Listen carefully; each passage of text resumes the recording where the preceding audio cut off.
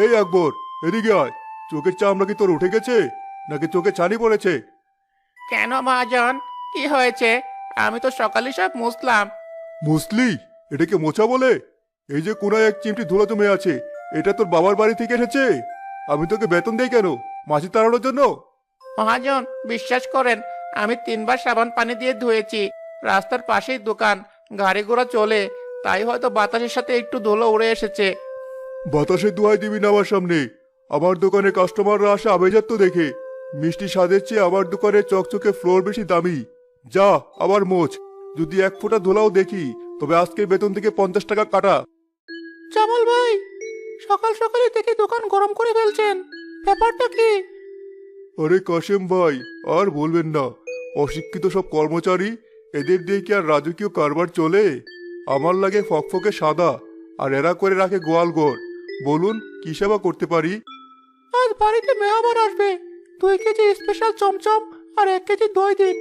তবে ভাই, একটা কথা বলি, কর্মচারীদের সাথে এত কঠোর না হলেও চলে, ওরাও তো গরিব মানুষ। গরিব বলে কি মাথায় তুলবো? শৃঙ্খলা না থাকলে ব্যবসায় উন্নতি হয় না ভাই। আমি যে আজ এই বাজারের সেরা মিষ্টির দোকানদার, তার কারণ আমার এই কড়াকড়ি। আমার দোকানে ভিখারি ঢোকা তো দূরের কথা, দোকানের সামনে দাঁড়ালেও আমার গা জ্বলে।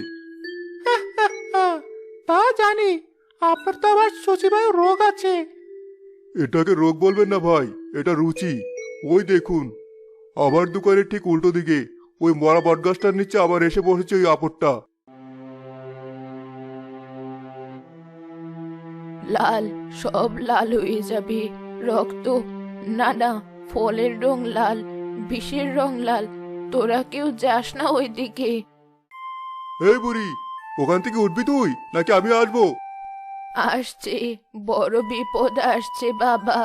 কাল নাগিনী ফোনা তুলেছে, তুই সাবধানে থাকিস, তোর মানিককে সাবধানে রাখিস। দেখেছেন কাশেম ভাই, দেখেছেন এর স্পর্ধা? আমাকে ভয় দেখায়, আবার ছেলেকে নিয়ে কথা বলে। আকবর, যে মহাজন। এক মগ পানি নিয়ে আয় তো বালতি থেকে।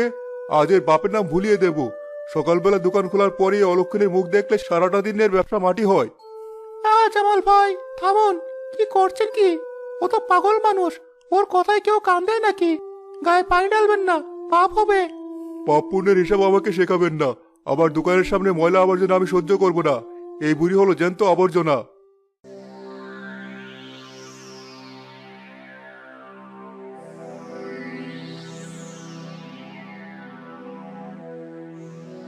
তোকে শেষবারের মতো বলছি, এখান থেকে যাবি কিনা? বোকা ছেলে, তুই তো দেখছিস না, শয়তান হাসছে। ওই চোপের আড়ালে শয়তান হাসছে।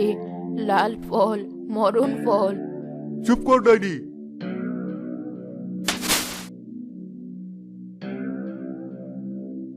আহ, বড্ড শীত, বড্ড শীত।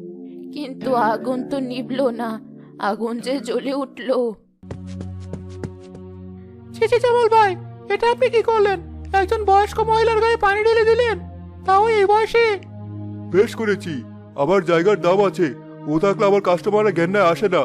আজ পানি দিয়েছি, কাল যদি দেখি এখানে বসে আছে, তবে লাঠি দিয়ে পিটিয়ে গ্রাম ছাড়া করবো।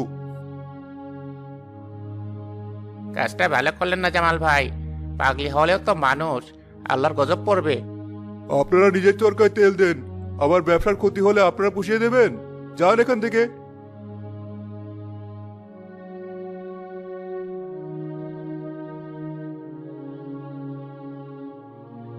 যাক, আপদ বিদায় হলো।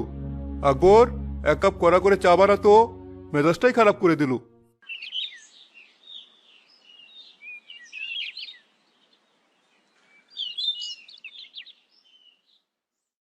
আপু, আপু, আজ জানো কি হয়েছে? কি হয়েছে বাবা? স্কুলে কেউ বকা দিয়েছে? আপু, আজ অঙ্ক পরীক্ষায় আমি সবচেয়ে ভালো করেছি, স্যার আমাকে চকলেট দিয়েছে। এই তো আমার বাঘের বাচ্চা। যা, হাত মুখ ধুয়ে রে। আমি আকবরকে বলছি তোকে নাস্তা দিতে। আপু, এখন খাবো না, আমি একটু বাইরে থেকে খেলে আসি, বন্ধুরা বল নিয়ে আসবে। আচ্ছা যা, কিন্তু বেশি দূর যাবি না। আর শোন, ওই রাস্তার উপরে ঝোপঝাড়ের দিকে এক